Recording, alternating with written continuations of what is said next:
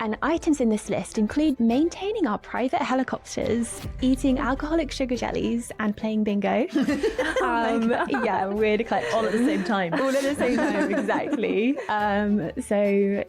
Period products were considered luxurious enough to have VAT attached to it. And I could just imagine this male-dominated parliament thinking like, oh, who even needs a tampon? So yeah, basically I just wanted to expose that unfairness in our tax system. So I started my own petition. Actually, first of all, I tried to sign a petition to end tampon tax. Didn't find one, started my own, and really...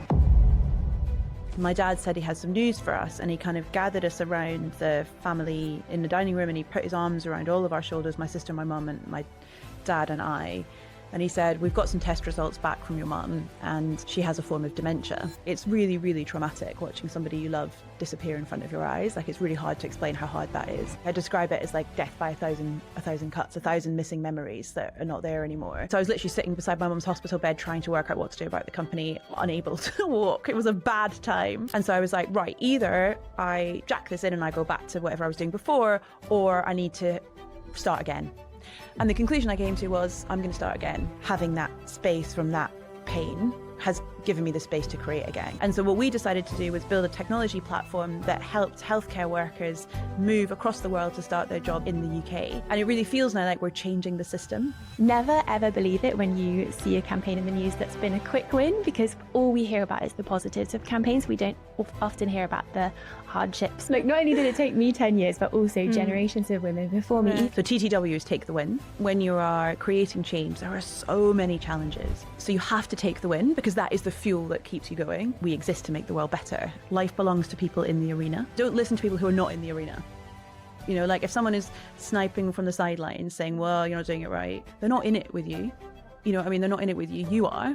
Scary things do happen. It doesn't mean that you're in the wrong place. It just means that this is kind of hard stuff to do. Otherwise, someone else would have done it already. So yeah, don't take the scariness as a bad thing. It's actually a good thing and shows you're probably where you should be. Getting punched in the arena is part of being in the arena. Welcome back to Catch the Upswing. I'm really excited to be joined by two remarkable women today who've really reshaped how we think about care in our systems, in our societies, and also in ourselves.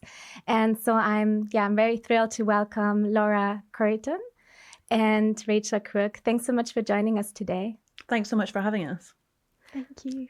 So this conversation for me is really about thinking how we can take the frustration that we have sometimes with social issues and using that as fuel for change. So really driving systemic change and kind of taking the motivation from those things that are really difficult for us to see in society. And I think, like, for me, you are really role models who have taken that frustration that you've seen in your own lives and in your surroundings and taken that to a different level of moving change at great scale. So I would love to start with both of your stories of how that moment, kind of that, take us back to that moment when it started for you. What was it that was frustrating, and how did you then find the energy to channel that into something that could be changed at great scale? Shall we start with you, Laura? Yeah, sure. That sounds great. I think that moment that you were just talking about was a big moment in my life. So for me, that happened at university when I was learning about feminist thought and feminist politics. And I'd kind of realized that all of the kind of prejudices that I had been facing in my schooling years had been all tied up with sexism, but I didn't necessarily have the language with which to speak about it until I went to uni and learnt all about feminist campaigns. I was signing petitions, following other people's campaigns a lot. And then my friend sent me, I think it was a BuzzFeed article about all the weird and wonderful things that we're taxed on. And one thing in that list was period products. And then I thought, okay, that's a bit weird. I want to avoid doing my revising basically at university. So I'm going to look down this rabbit hole and kind of figure out, why do we pay tax on period products? Do we pay tax on everything else? How does VAT work? And that was actually more fun than revising. So I was like, okay, I'll do that. And it's kind of adjacent to politics, which is what I was studying. So but that's when I found that there's such sexism inherent in our tax system. And it was really shocking to me because I had never heard of tampon tax, which is what I kind of termed the tax we pay on all period products, even though I had been paying it for years because I'd been buying period products for years. And I found that the tax system was made in 1973 by a male-dominated parliament. And they had to consider which items are essential items, which items are essential enough to avoid tax. And items in this list include genuinely essential things like foods, some foods at least, children's clothing. But it also includes maintaining our private helicopters, eating alcoholic sugar jellies, and playing bingo. Yeah, weird eclectic. All at the same time. All at the same time, exactly. So yeah, and yet period products were considered luxurious enough to have VAT attached to it. And I could just imagine this male-dominated parliament thinking like, oh, who even needs a tampon? Like, I mean, tampons probably weren't a thing back then, but you know, who even needs period products? And it just reminded me of all these stories about how, I don't know if you guys saw this, but there was a scientist, a literal rocket scientist that went into space, and they had the first female astronaut that went on this rocket ship, and they packed 100 tampons for a 10-day trip. This is a literal rocket scientist. So yeah, basically I just wanted to expose that unfairness in our tax system. So I started my own petition. Actually, first of all, I tried to sign a petition to end tampon tax. Didn't find one, started my own, and really, like, the point of that petition was not to end tampon tax, but it was more to make us feel more comfortable talking about periods, and kind of lift that stigma a little bit. So yeah, that was the moment for me. Wow, super interesting. Rachel, let's hear from you. I'm so interested in hearing what happened next. I feel like I'm on tenterhooks with the story. But I'll tell you about the moment for me. So I was 24. And I was doing a master's at university, and I went home for Christmas, and my dad said he had some news for us, and he kind of gathered us around the family in the dining room, and he put his arms around all of our shoulders, my sister, my mum, and my dad and I. And he said, we've got some test results back from your mum, and she has a form of dementia. And my mum was 56. And I knew something was off for a while, but I had never conceived of dementia being something that affected people so young. And suddenly I was in the position where this person, my mum, who was, you know, my best friend in so many ways, my academic idol, she went to Cambridge. My whole life I wanted to go to Cambridge because she did. I realized, you know, over time, she was slowly going to lose all of her mental faculties. And what people don't know about dementia when you're diagnosed young is it's a terminal illness. Typically, you survive for 8 to 10 years after diagnosis. And so it was a really shocking wow, I didn't know that actually. Yeah, because the thing is, most people get it much older, so you don't necessarily think of it as a life-limiting condition, but it is. And the younger you get it, actually, the more quickly it acts. And that was really shocking. And I was then suddenly in this moment where there was nothing to help us. And I remember going to the doctor and saying, what do we do? You know, what happens now? Like, what's going to happen to her? And he said, well, there are some support groups, but I wouldn't go and find them if I were you, because if you do, you'll see people who are in the end stages of the disease, and that'd be really upsetting. So you can come back once a year if you want, but there's nothing I can do. So see you later. Really? Yeah, it was really hard. And then, and so my frustration was then, well, what do we do as a family? And over the next, 8 to 10 years, almost exactly to the day, actually, my mum got more and more sick and then eventually passed away. And it was incredibly difficult to find care for her. And we were suddenly in this position of being confronted with the social care system. So how do we care for the people we love most in the world when they can't care for themselves anymore? And for me, it's a real marker of a civilized society, right? It's like there's nothing more foundational than that as to who we are as human beings. And that on a personal level, it was really difficult to find care. It was impossible to, the people who were doing the hard work, the care workers, really felt that they were overlooked. So that was the personal moment. And then another moment that came on the back of that was then I started my career in government. So I was a senior advisor in the Cabinet Office, advising in the Prime Minister's implementation unit. And one of the things that really frustrated me in government was that in some ways in government, you have unbelievable levers to make change. And in the other ways, you have no ability to make change because the system is bureaucratic. Change takes ages. And it's a very, very small thing. But I remember using a pen in government and it didn't work. And I was like, this pen doesn't work. Can we buy some new pens? And the woman was like, oh, no, we've got to buy them from this company because this is the company that's on the procurement list. I was like, these pens don't work. I don't want to buy any more of them. And she said, well, and I said, well, what if I can find a cheaper pen that works better? Will you procure it? And she said, no, because that's not how the system works. And it was a tiny example, but for me, it really summed up like, this is madness. If you want to make change, if you're someone that really feels like you want to make change, if the system around you is not open to innovation on a small level, then they're not going to be open to innovation on a big level. And I realized that my experience as a family member had not been unique. So then I was advising on delayed transfers of care. So one of the biggest problems in the NHS is how long it takes people to get out of hospital. And a huge reason for that is how hard it is to organise social care in this country.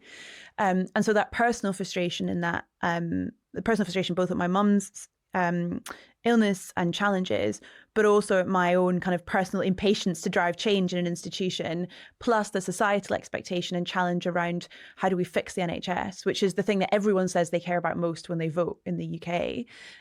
Those three things came together, and I decided to leave my career. I spent a bit of time as a management consultant, and then I launched a technology platform to try and fix the social care crisis. So those are the three things that came together for me. And it must have been so difficult because I hadn't realized how young your mom was and how young you were as well. Yeah, and I think I didn't leave. It took me probably 7 years after she was diagnosed before I felt like before I was not so involved in caring for her day to day. So basically what happened is, as she got more unwell, I'm from Edinburgh and I was living in London. Every day of annual leave I went home to look after her. And so by the end of the year, I was exhausted. And it was also emotionally, like, it's really, really traumatic watching somebody you love disappear in front of your eyes. Like, it's really hard to explain how hard that is. And it was too difficult when things were out there most difficult to do anything other than just survive. Right. And it's something I think about a lot, like why is it so hard often for women to make change? And I think often it's because they're just surviving. And it was only when my mum moved into a care home and there was a little bit of distance and actually we started to heal a bit, that I was like, okay, I have some emotional and practical space that I can think about taking a risk in my life again. And so I do think that it's, for me personally, I needed to kind of have those different stages of that experience.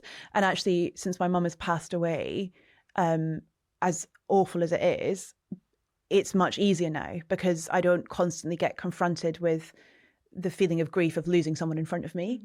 And so I know that, like, every time I used to go home, I would like lose something else. Like, I describe it as like death by a thousand cuts, 1,000 missing memories that are not there anymore. And so now I've lost her and I miss her every day, but I don't continually lose her. And so it means that I don't continually feel like I'm being confronted with it. And so I have much more space to create. And actually I sold my previous business to launch my current business, which is a talent platform to try and fix the shortage in health and social care workers around the world. And actually having that space from that pain has given me the space to create again, because it's very hard to create from a space of pain. But I am, I'd never wish it again. It's not a trade-off I'd ever make, but I am very grateful in lots of ways for having lived through that experience, because I do think it gives me the ability to empathize with other people and also to have strong resilience. Because, once you've built a company, when that's happening, there's not much that can faze you. On that as well, there was one thing that Neda from the Obama Foundation was saying to me that I thought was brilliant and really related to what you just said. If there's anyone listening to this podcast who wants to talk about something that's really personal to them in a similar way, but worries that maybe they are too involved in it in this moment to speak from a place of strength, she recommends thinking about that place of hurt that you're coming from and thinking, is that place a wound or is it a scar? And once it's a scar, then you can speak really passionately from a place of change and turn that scar into real systemic change that can help other people. But when it's a wound and an open wound, it's much more difficult to do that. And perhaps focusing on, turning that wound into a scar is, the most practical thing to do at this point. So yeah, I just like that visualization in case anyone was. That's such a good description of it. Yeah, no, that's so powerful, because that was exactly, my question to you. How do you do it when it's so personal? Because on the one hand, I can totally understand that that's what gives you the motivation every day, right? To work for the cause because you've lived it, but also it must be so difficult because it's something that's so personal and so close to you. And I guess also when you're then facing backlash, when things aren't moving in government, or when perhaps other people, whether it's investors or other decision makers, or even just society at large, those people who haven't necessarily had a case like that and have had that experience, any ignorant comments, like how you deal with that, it must be quite challenging. It is. I think, though, for me, I'm very careful that lots of people have terribly awful things happen to them, right? And that is awful. I don't think that in and of itself is enough to think about how you want to solve problems. And like, even from a really early age, I am a problem solver. Like, I can't stand when I see something that doesn't work. I can't stand when I see an opportunity. And like, my husband used to text me when I was, well, he was my boyfriend at the time, but when I was in the civil service, he would text me, sit on your hands, because I would literally get in trouble for suggesting new ideas all the time. And so I don't think it's, for me, I do think it's those two moments. So it's the personal experience, and not everyone's personal experience will drive them to want to create change, and that's okay. But for me, like, it's the love of creating. Like, I love creating a company because I love creating something in the world that didn't exist before I created it. And I think I try very, very hard to have a very dispassionate approach to my personal experience. Like, I'm talking about it now because you asked me, well, what's the motivation? But when I think about it from a business perspective, I'm constantly thinking about, well, what do my customers want? What do my employees want? What does the market want? What does the system want? And I try really hard to take the emotion out of it. But it's probably is right to say that it is the thing that's kind of the fuel to keep going when things feel at their toughest. Yeah. I think, and also a deep sense of gratitude, for the people that cared for my mum when I couldn't do that. Mm-hmm. And I think one thing my mum did teach me, and I guess the other kind of side to this, is that she taught me that the purpose of life is to carry on an ever advancing civilization. That's what she used to talk about. And she would, because she grew up as a member of the Baha'i faith as a religion. And she also used to talk about like using your voice for people who don't have a voice. Mm-hmm. And so loads of care workers don't have voices in this society. They are the biggest population in terms of jobs. More people are care workers in the UK than in any other job. 5% of the UK population, 1 in 20 of the workforce work in social care. It's enormous, but they're very, very quiet. And so I feel a very powerful responsibility because I've had an amazing education. I've had so much invested in me to use that voice. And I think like it's thinking about those other people and how I can help them. And it's taking that positivity out of the pain that for me actually has helped turn the wound into a scar.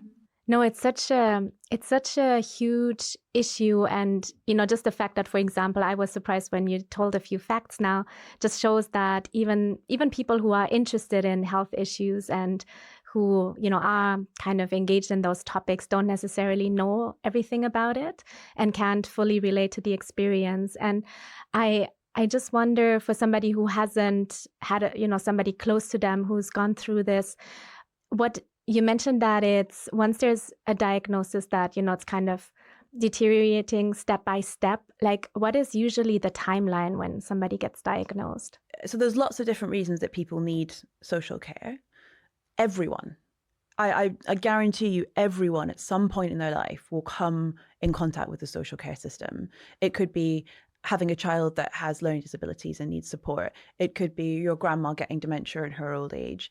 It could be that someone falls and when they leave hospital, they need some support after an operation. Everyone comes in contact with it, but no one wants to think about it until they come in contact with it because it's hard and it's painful. And we like to think about life building up, not kind of coming down in lots of ways.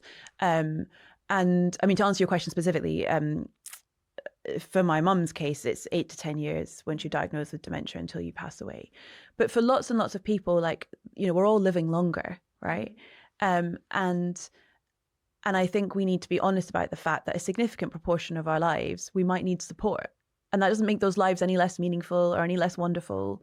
We kind of fetishize this. I've just read a brilliant book called The View from Down Here, which is about a lady who has cerebral palsy and uses a wheelchair. And she writes beautifully about this idea that we fetishize independence. We say like, I want to be on my own. I don't want anyone to help me. But no one lives their life independent, right? Everyone relies on their family and their friends and everything else in their life. And care is just an example of a loving kind of dependence element where you're working together with other people to help you live great lives. And so everyone, whether they know it or not, is in touch with social care. But it is overwhelmingly delivered by women who are low paid, often who are women of colour, where English isn't necessarily the first language. Although in general, most care workers actually are white British. But increasingly now, about 15% of the carers in the UK are care workers who were brought in from overseas. So it's about 180,000 people. There's a lot of people. And those are people that, don't have a lot of power in society, just like women didn't have a lot of power in society when some man decided that the tampon was an optional extra.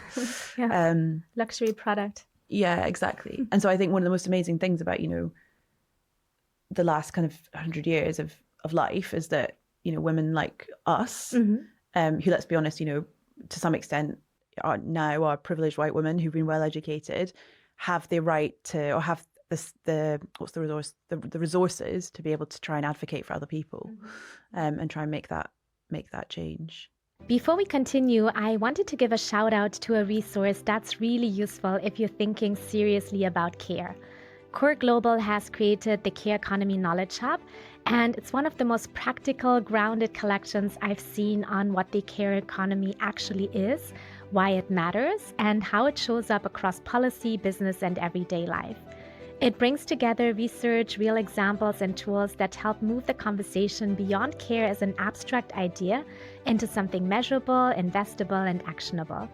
If this conversation with Rachel and Laura resonates with you, I really recommend exploring it. It's a resource I come back to again and again. You'll find the link in the description below. But yeah, I really want to hear what happened next. Yeah, let's go back, Laura, to your story. Look, I've talked a lot now and I want to hear what you're curious. No, I'm also curious, what happened next? So you described this moment of discovering your passion. What happened next? And also, if you can talk a bit about how that then took you also into the sex education space. Yes, definitely. So yeah, I started the tampon tax petition in 2014. God, it's been like 11 years now. That's absolutely wild.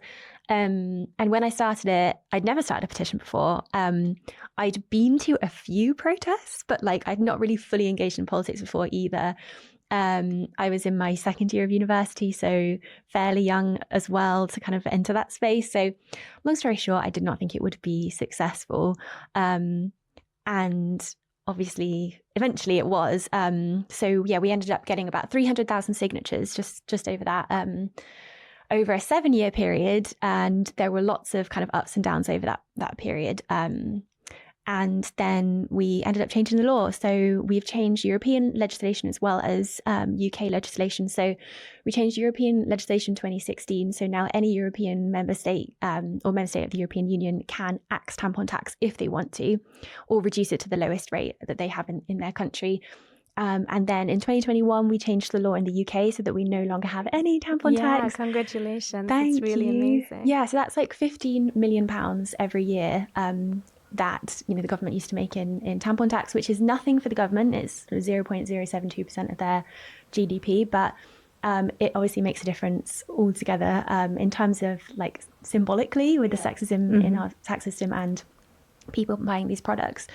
So yeah, that was like really a big roller coaster ride, and it really taught me that the internet is amazing for campaigning. I'm originally from Devon, so when I went back home to Devon, I went to see one of my best friends, Paul, and his mum came down the stairs and said to me that she really likes the petition because she used to campaign to end tampon tax when she was my age. No way. Yeah, and she said that, Wow. you can ignore a group of women in Devon, but you can't ignore hundreds of thousands of people that sign a petition. So yeah, I'm really, really passionate about online campaigning.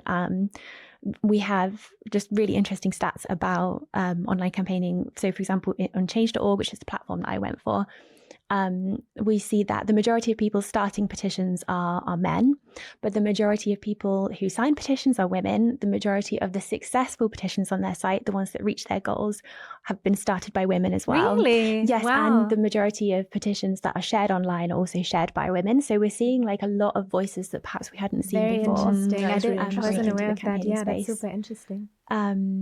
But yeah, it is funny because I don't know if this similar things happen to you, Rachel, and you, Jessica, too. But I've seen quite a lot of like coverage of the tampon tax campaign after it was successful, and there was one article that was like, 7 quick win campaigns, and and then the tampon tax campaign was like number 3. Like, not only did it take me 10 years, but also generations of women before me. Even Right. Stella Creasy MP campaigned for it when she was in sixth form. So yeah, like never ever believe it when you see a campaign in the news that's been a quick win, because all we hear about is the positives of campaigns. We don't often hear about the hardships, and there were a lot of difficult moments in the campaign for sure where I thought it was never going to work. I think we like individually emailed about 350 MPs. Only one said yes, that they would take the tampon tax campaign forward in Parliament. So yeah, lots of like highs and lows involved. Wow. Can we maybe zoom into some of those challenging moments? Because as you say, that's what's not covered by the news typically and what we don't hear about. So I'm curious, I'm sure, Rachel, you also have some stories. What can you describe perhaps a moment, that was like really difficult, where you had a lot of headwinds, and then how did you find the strength to keep going? Was there a moment when you thought about, giving up perhaps, or where it just felt really hard? And then what helped you find the energy to keep going? Yeah, so for me, there's two moments that stand out. I'll just focus on one of those two moments. The first one was in 2016, when we hadn't actually changed any laws at all, but I had at that point got about 200,000 signatures. So there was quite a lot of pressure to deliver something. But obviously I was also working at this point full time, and it's quite tricky to sort of sustain the random moments where you have to spend a lot of time in the campaign that you're not totally in control of whilst also working. So it was quite challenging. But in 2016, the EU referendum was happening in the UK, and somehow the tampon tax campaign got really dragged into the whole Brexit debate because Nigel Farage decided that he cares very deeply and passionately about women and that he would stand up for women by basically saying, the fact we still have tampon tax is a reason that we should leave the European Union, and that it's archaic, and, European Union isn't allowing us to lower the tax. So I woke up one morning and I remember seeing a news article online of like Nigel Farage's car, and he had a notepad in his car of like campaigns to support, and the tampon tax campaign was number one.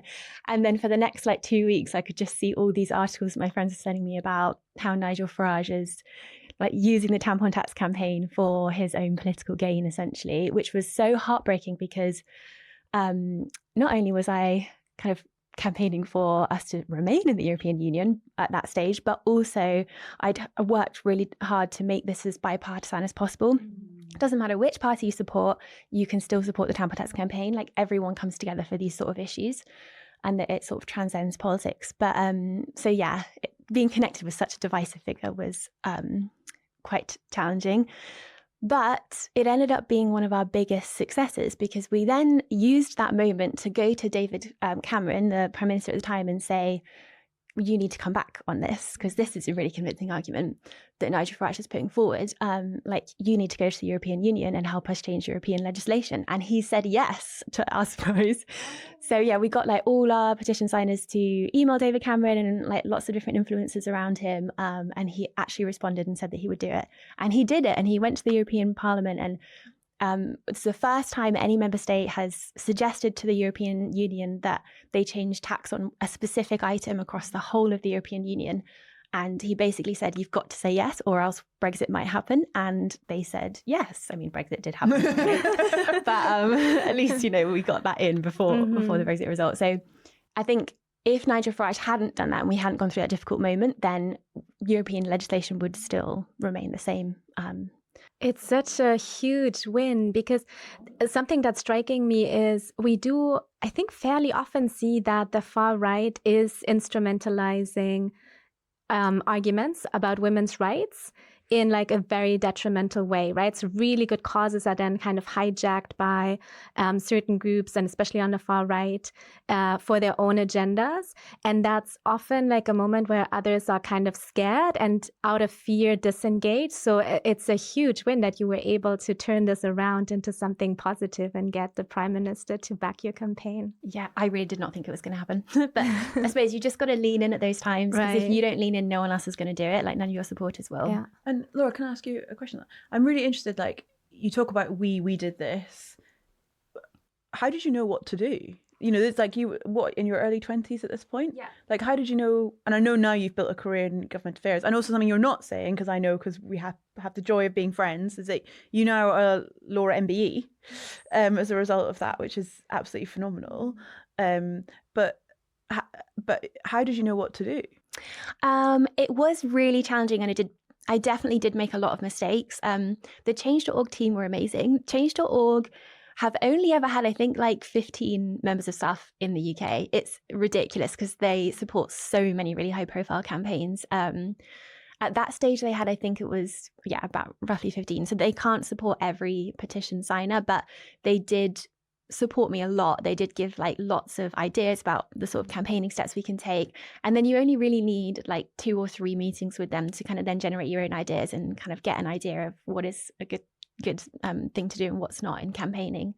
But really the one thing that they told me that I always keep dear is to like move this forward as a movement. It's not just about one person. It's not on one person's shoulders. It's empowering signers to take actions, and then making sure that, you know, you create something that is more sustainable if it's a movement. And then also other campaign signers start their own petitions related to your petition, and then we see even more change happening. And we definitely saw that. So now there's a tampon tax petition in every continent across the world. We have successful petitions in Canada, India, all over the place. We've got current campaigns in Japan, all over Europe, United States as well, across the different states there.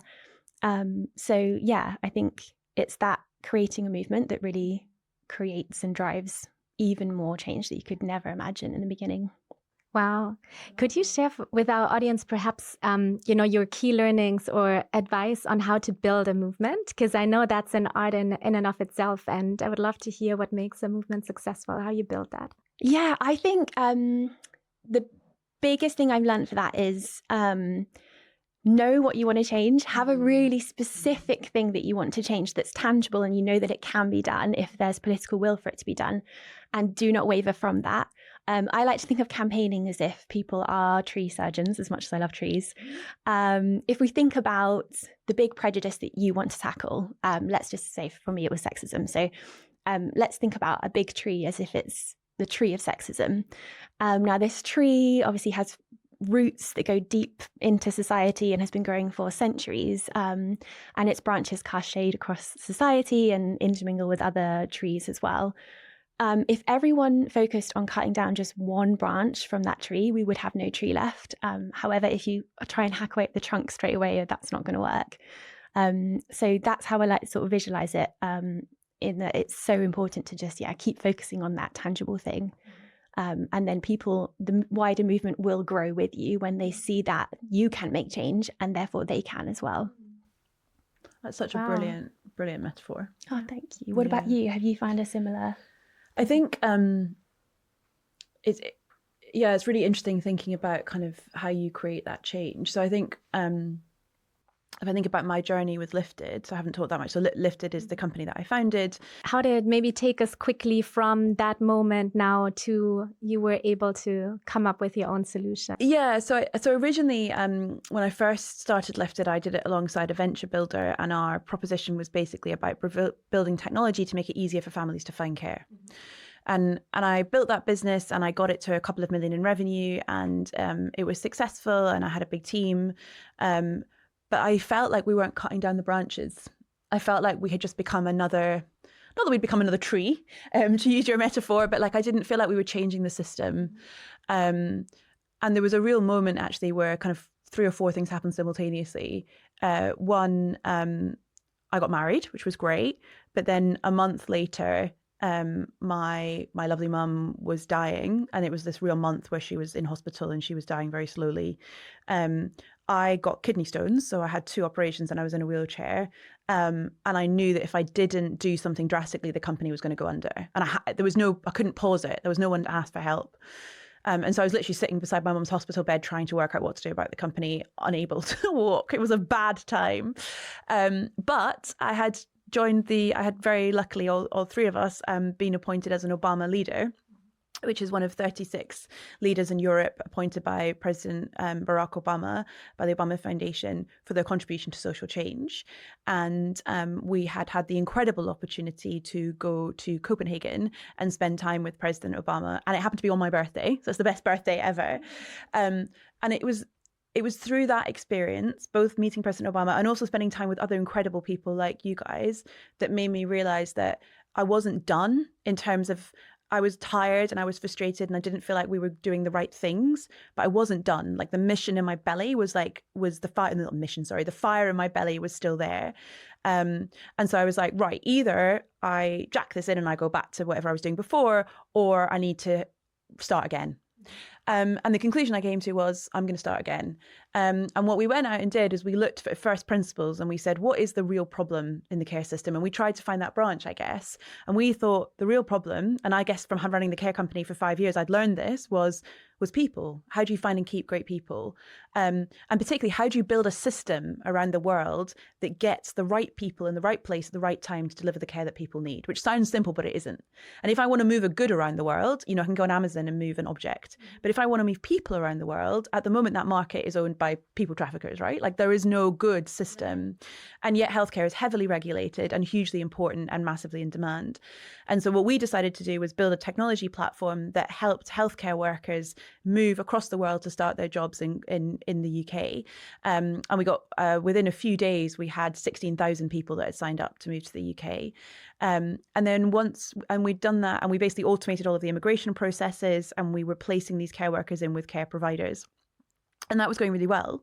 And then another really difficult moment happened when the government then said, okay, we've had too many people come to this country. We're now banning people coming to this country.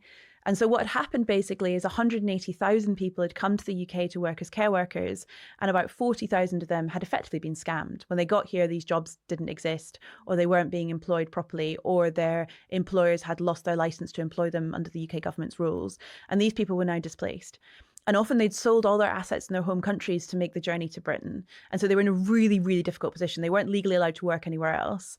And we basically realized there was this gap. And we thought, this is a real tangible thing. This is our branch. And we set up the platform basically to match these workers with care providers. And we were sort of doing it quite quietly. And then the government noticed what we were doing, and we ended up being commissioned by 13 local authorities. So now we are the official technology platform to get these international displaced workers into employment. And off the back of that, of working with like 500 companies to get those people into employment, we've now built a whole series of technology that helps with compliance, we've now become regulated immigration advisors. And it really feels now like we're changing the system. And in a way, people are like, oh, Lyft is doing really well. It's growing really quickly. And, we are growing quickly. We've tripled in the last year. But it's kind of that point of like, it's like 7 years in to get to this point, and like no one sees those moments sitting beside my mum's hospital bed where I had to make that choice. But what I would say for me is like, it's never really felt like a choice. Like I just need to create. That's who I am, and I see a problem and I want to fix it. And it's kind of like your point, Laura, like you talk about in such an understated way in terms of like, the things that you did, but clearly there's behind that is this huge drive to make that change. And you almost have to have like a pathological, almost like a pathological confidence, that no matter if people kind of knock you along the way. But when we had the honor of meeting President Obama, he said to us all, he said, you're in this room, so you must be doing something right.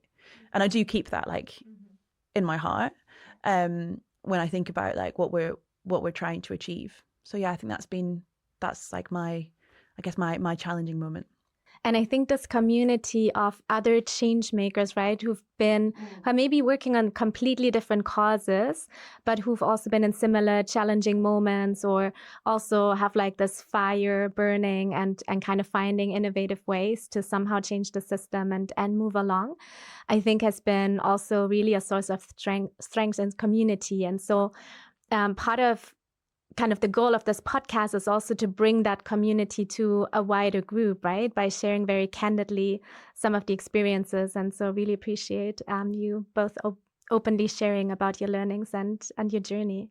Yeah, no problem. I think what's really interesting, what Laura was saying there about getting really specific, I just think that's so important.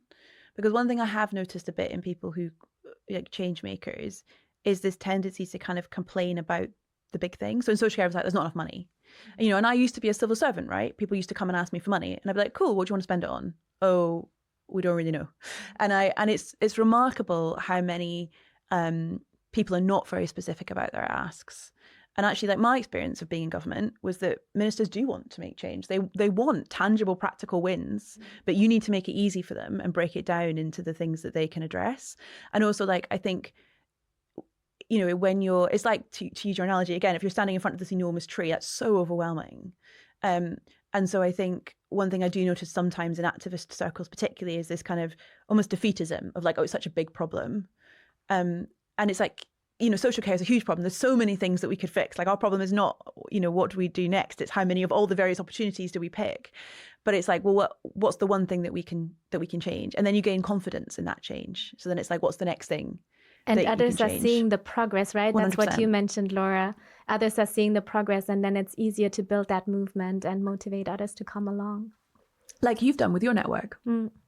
I haven't really thought about it in that way, but I really like this metaphor of the tree and the very tangible advice of thinking about the small wins and it's incredible, right? The scale of impact and the depth of impact that both of you have had. And you started from such a young age. And something that's also striking to me is when you started, you didn't have, a fancy title or formal authority.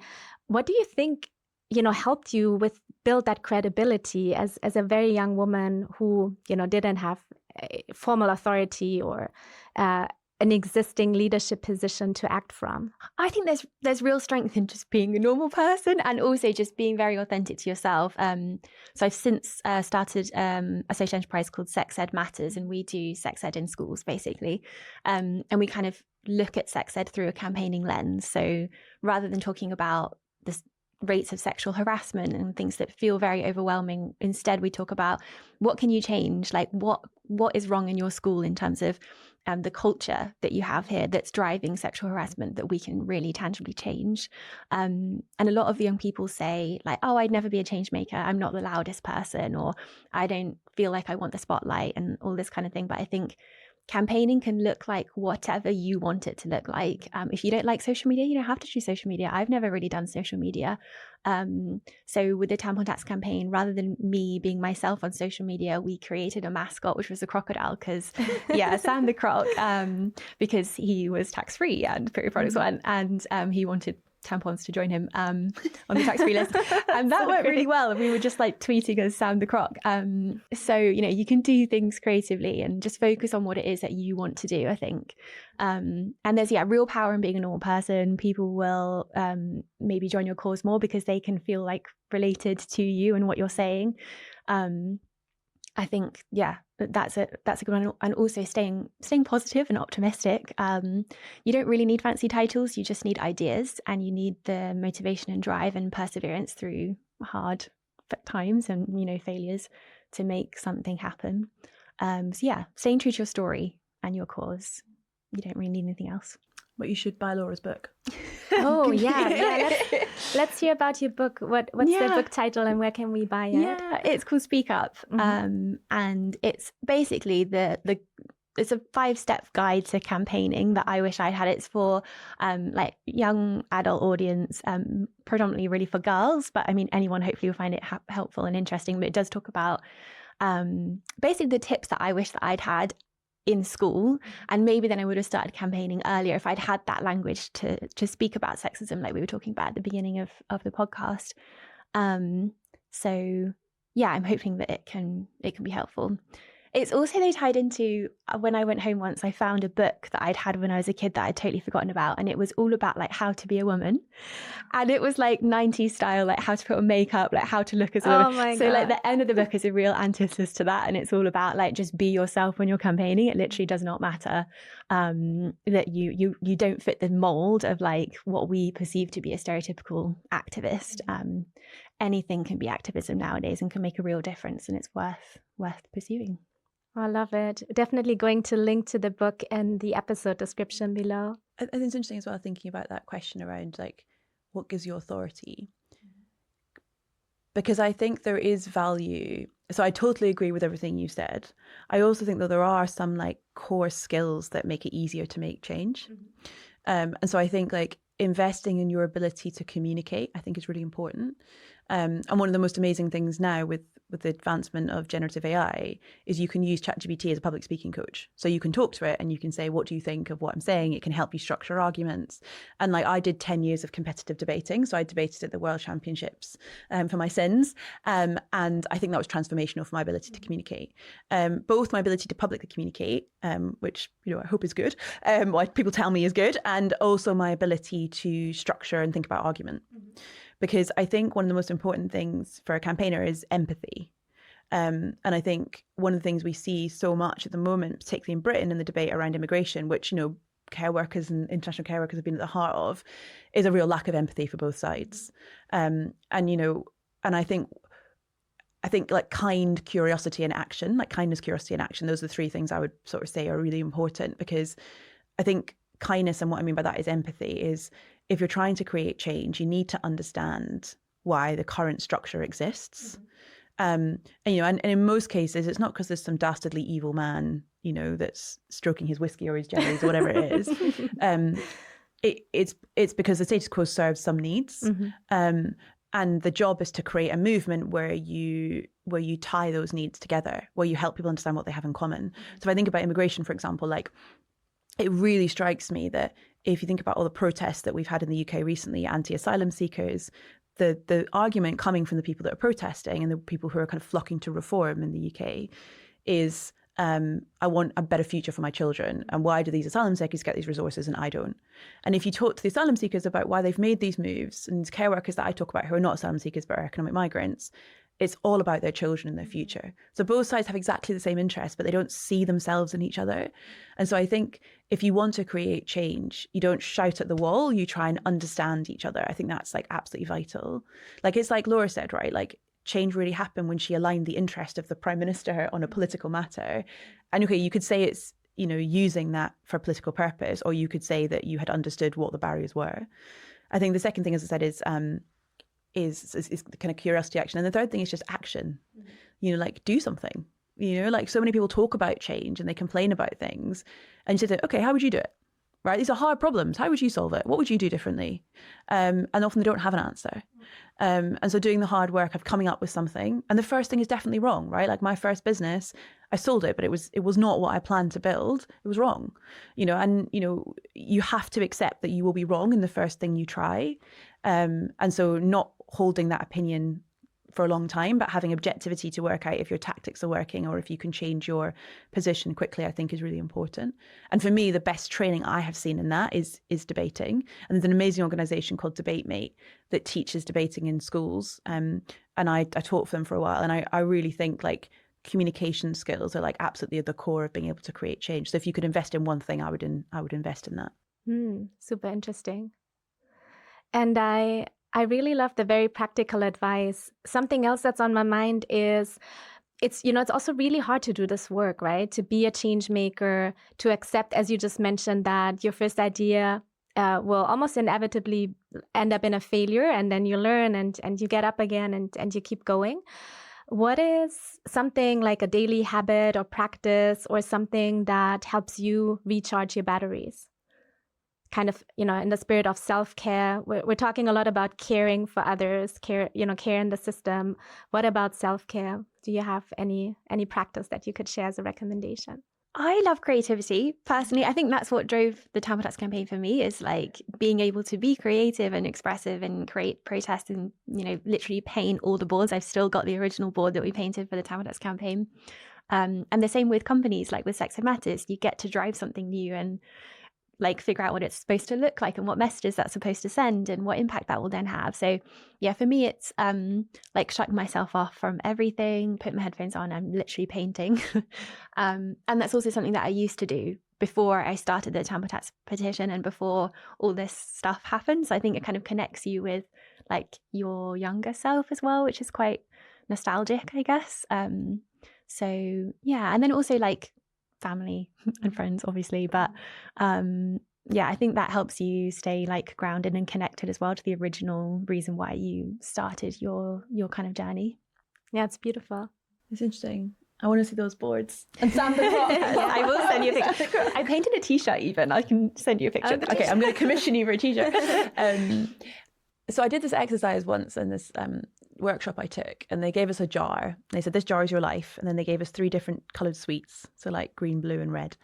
And they said the green sweets are like just challenges you have in your life. The blue sweets are like moments of achievement and success and like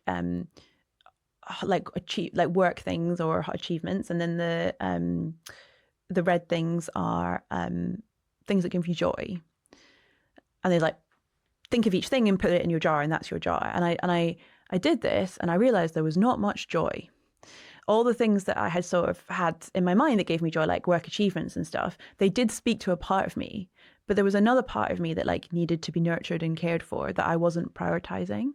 And so the workshop was like you had to kind of create like moments of joy, and you had to like schedule them in your calendar and stick to them. And I think for me, it's like paying a really conscious attention to what are the things that give me energy and hype me up like this. Like I'll be buzzing for the rest of the day. I'll be buzzing for the rest of the day after this, because like I love talking to people. I love thinking with my brain. I love that. But there'll be another part of me that I'm not nurturing, which is like the kind of the soft side, you know, and the side where you just need to feel cared for. And so for me, like my equivalent of painting is singing. I love to sing. I love to talk to my friends. And I do get an enormous kick out of reading the feedback from the people whose lives we've changed. You know, the other day we had a family come to us, and the government changed the rules a while ago where if you are on one type of visa and you switch to being on the care worker visa, your family members can't stay with you. And so we had got him a job with a care provider, and his wife phoned us in floods of tears, and she said, if we take this job, me and our 1-year-old will have to go home to our home country, which I think was Zimbabwe. And they were devastated. And the whole team sprung into action. And within 24 hours, we'd got her a job. And now that means that 1-year-old stays in the country. And like watching my team achieve that, like I don't know, I feel so grateful to like get to have that impact in people's lives. Like, and I feel like for me, like I have made the choice that all the stress of entrepreneurship is worth it for the benefit that I get. But that isn't the case for everyone. And that's totally fine.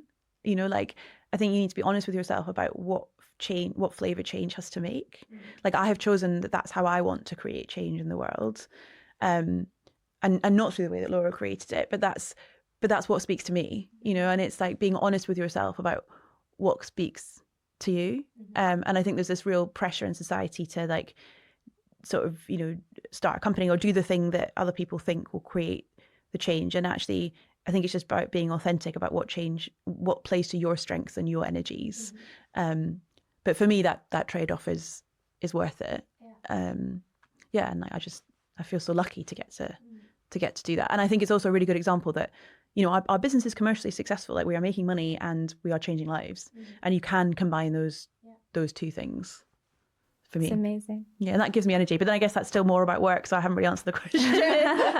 Singing, there you go. Singing and being with my husband. Right. Yeah. And reflecting, right? Taking time to reflect on your impact. I thought that was really powerful, because I think that's something that really resonates with me. And when you're a change maker, sometimes you're just rushing from one challenge to the next one, and then there's more impact you can create.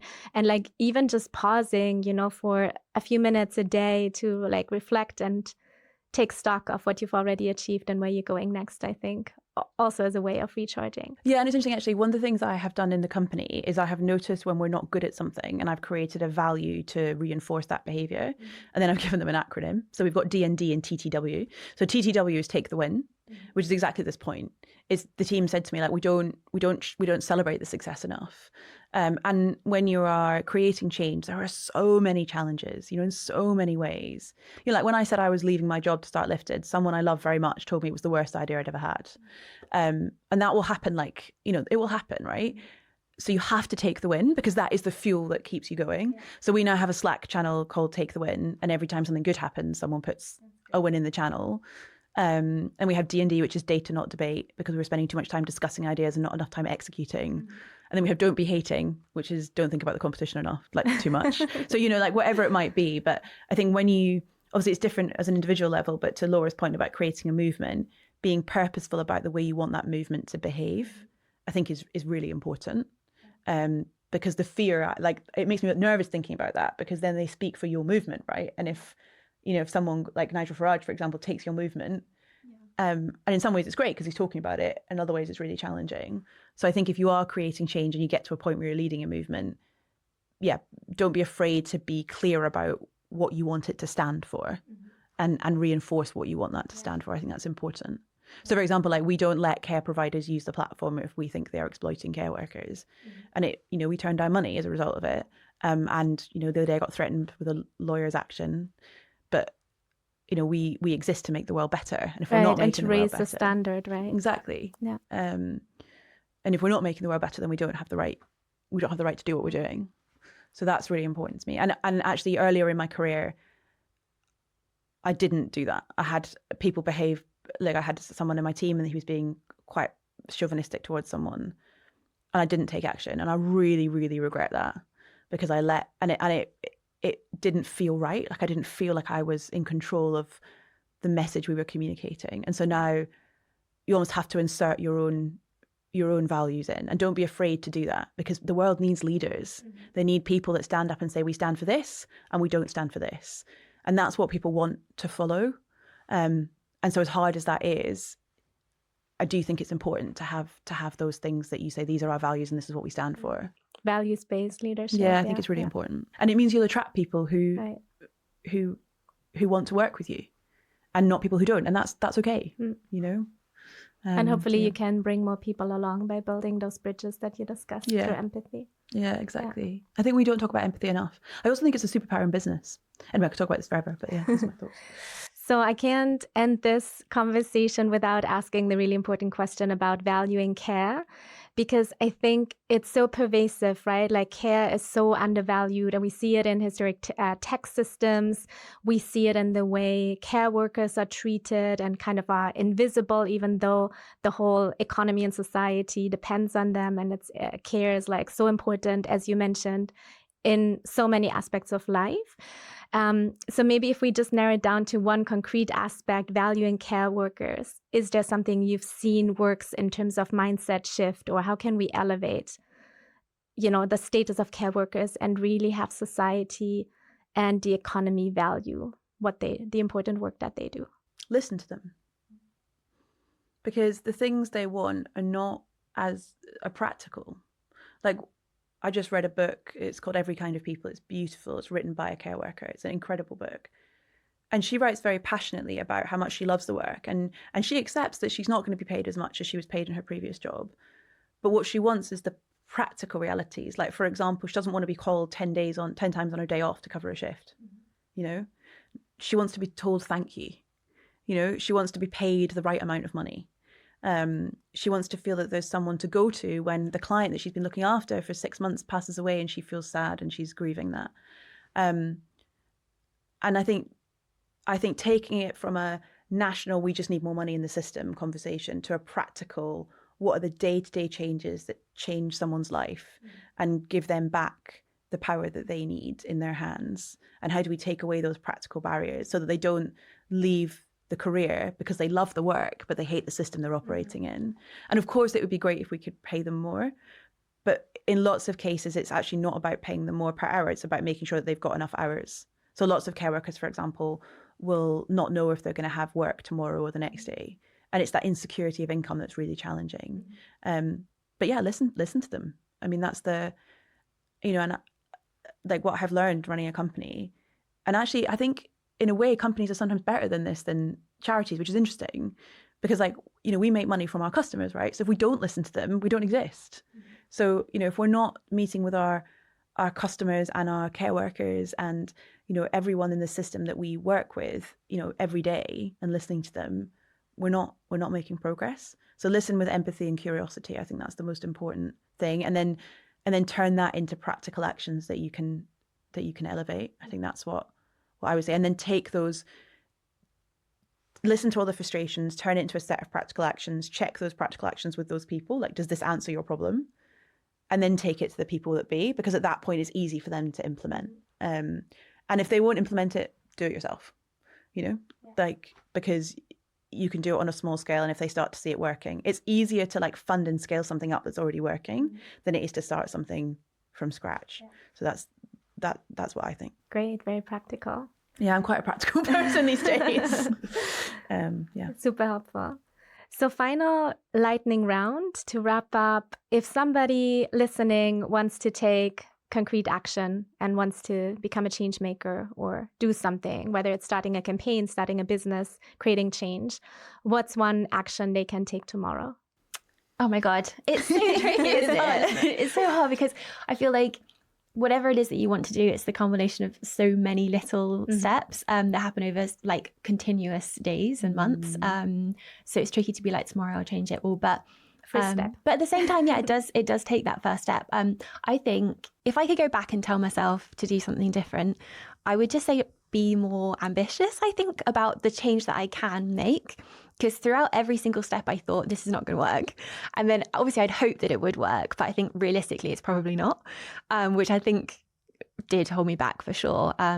So I think, yeah, just be ambitious and be really visionary in terms of what you can actually change, because you would be surprised at who will listen to you if you keep going long enough, if you make, more people support you and help them to amplify the message. Yeah, you can make huge changes. So yeah, be ambitious, believe in your mission, and just go for it, I think. And yeah, don't worry too much if things go wrong throughout your journey. I also love what you're saying about take the win. I think I need that as a poster in my house. So you give me a t-shirt, I'll give you a take the win poster. Sounds great. That's just so important. And yeah, if I look back, I just think we should have celebrated more that first 100 petition signers, like that first MP meeting we got. It almost, you feel kind of guilty for doing that, because you're like, oh, I haven't reached the final goal yet. But when I look back on the petition journey, it doesn't really matter that we changed the law. It was actually all the little things that we did before that made the biggest difference. Supporting other people to start petitions in their country, getting those first few people to really talk openly about periods more, that really made the big difference. So yeah, those are the two things. I think be more ambitious and take the win. And enjoy the journey. I love it. Yes, enjoy the journey, definitely. What would I say? I think I'd say, you had 3, so can I have more than one? Of course. Yeah. I think, and the first thing I would say is go deep into the problem. So like, like Laura explained there, like she deeply understood why the tampon tax arised. And who had supported it and why it was difficult to overturn it. And I think you need to go deep into the problem, like understand like what are the systems and structures and people that have created the status quo, and what is the actual action you need to change. And I always think about free school meals, which is, as far as I understand, we're basically kind of, there was a civil servant who was writing a piece of legislation, just kind of slipped it in, and then suddenly we have school meals. And I think like sometimes the change you don't need to go on TV and shout about it. In fact, actually, if you do, it's less likely to create the change you want. Sometimes it's a tiny change in legislation. So get really clear about what the problem is and what the specific changes that you want. And then, as Laura said, like break it down into steps. My mum used to say it was like, she said, approach it like you would eat an elephant. And I honestly thought this was like her dementia speaking. I was like, sorry, what? She's like, well, first you'd eat the tusks and then you'd eat the trunk. And I was like, would you? And apparently it is like a well-known proverb that, like break a task down into its little bits, and then you get huge joy from like doing the first step. And then find a community, like find people who care about this problem as much as you do. Because if you've got someone else, like a community you're serving, that's a really powerful motivation to keep going, because you feel the responsibility to those people. And it doesn't become about you anymore. It's not about your ego. It's like you're in service of a bigger cause. And then the last thing I would say is, if you're not confident in articulating yourself, work on like your ability to communicate and feel confident in your communication. So I think, what were those? Go deep into the problem. Oh dear, I've forgotten. That's not very good, is it? No one's going to remember if I forgot. The elephant? Yes, thank you. Let me start again. So go deep into the problem, break it into manageable, digestible chunks of various anatomical elephant sizes, and get confident in communication. Those are 3 things I would say.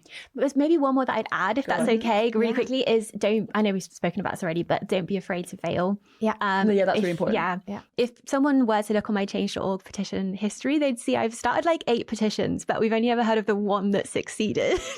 So yeah, I think don't be afraid to fail. There's so many things that we asked our petition signers to do that didn't work. But, if you ask people to do like 10 things, maybe one of those actions will actually, result in an impact. And then it's worth it. Those 10 are worth it. The fails are worth to get the success. So yeah, don't be afraid to fail. And sorry, go on. No, go ahead. It's just, there's a really powerful mental model actually that drives me. And I think it's Roosevelt that said it, who said like, life belongs to people in the arena. And he's like, if you are in the arena, you have made the choice to not have an easy life because you want to make change, right? And it's not easy, right? Let's be clear. Like, lots of my friends around me are being promoted in their careers, and, you know, there's a very secure path for them, and they don't have to worry about what they're going to do tomorrow or whatever else. So you've made that choice. And don't listen to people who are not in the arena. You know, like if someone is sniping from the sidelines saying, well, you're not doing it right, they're not in it with you. Yeah. You know what I mean? They're not in it with you. You are. So find other people that are in the arena with you, and listen to them, and take huge pride from the fact that you tried, because so many people never try. Yeah. You know, and you never know, like you were describing your friend's mum, right? That, you know, another generation later, like you stand on the back of her work, right? Like you never know what change you're creating for people. And, you know, like I'm the same as you. I kind of have this like, well, my company's not that big yet. Who am I to talk about this? But people come up to me in events and say, oh, I've left my career because I'm interested in social care because I saw you did. I'm like, what? Like, I didn't even know that, like, you know, you saw a LinkedIn post somewhere, but like, you never know what you stand for other people. And so if you're going to make that choice to be in the arena, stand proud in that choice, and know that you're living a life in alignment with your values. And for me, there is nothing more important than living a life that is in pursuit of what I believe to be creating a better world. And therefore those trade-offs are worth it. Yeah. And they're not because I'm doing it wrong, they're because they are part of being in the arena. Like getting punched in the arena is part of being in the arena. Does that make sense? It makes a lot of sense. So I'm familiar with this from Brené Brown. Yeah, because she also talks a lot about this. Well, just what you mentioned, right? When you're in the arena, it takes a lot of courage to be there. And so listen to other people in the arena. Don't listen to the critical voices who are standing at the sidelines, you know, like in the safe space and are just looking at you because they're not in the arena with you. They're not trying. And so I think that's really helpful also when you encounter like criticism or, you know, challenge, like reminding yourself that you've chosen the harder path and you're out there doing it. And I think that's super helpful. I like that a lot. It was Brené Brown that I got it from as well, but then I went back and so, yeah. That's great. Also, I guess to know that scary things happen in the arena and that's okay. Yeah. Like when I stood for election last year in the parliamentary elections, I'd never stood for election before on any scale, let alone parliamentary scale. And like some of it was awful. Some of it was so bad. Like some hustings were just so bad. I like cried the whole way home. It was terrible. But then other parts were amazing. And I would definitely do it again. And I would recommend, you know, people stand for election if they feel like they have a mission to drive in parliament and they, you know, want to stand for the right reasons and to champion their communities. But scary things do happen. It doesn't mean that you're in the wrong place. It just means that this is kind of hard stuff to do. Otherwise, someone else would have done it already. So yeah, don't take the scariness as a bad thing. It's actually a good thing and shows you're probably where you should be. Yeah, that's a great one. I love that you just threw that in there. Yeah. Like you stood to be an MP. Like you've done so many amazing things that we haven't got time to cover. I have so many questions about that because we need like more incredible people in politics. Yeah, we definitely have to come back to both of you. There's so many more things we could discuss. Just wrapping up, I would love to highlight any additional resources for our community listening. We already talked about Laura's book that we definitely recommend and will link. Rachel, anything if somebody's interested in your services or wants to find out more about your work? Yeah, sure. So our website is lifted-talent.com. We're called Lifted because we want to lift lives. So you can read all about what we do. We use AI basically to build the infrastructure to help health and care workers move across the world, and also to automate compliance processes to make it really easy for healthcare providers to employ great people. I'm always looking for more people who share that mission. I'm also always looking for people I can meet who combine this goal of profit and purpose.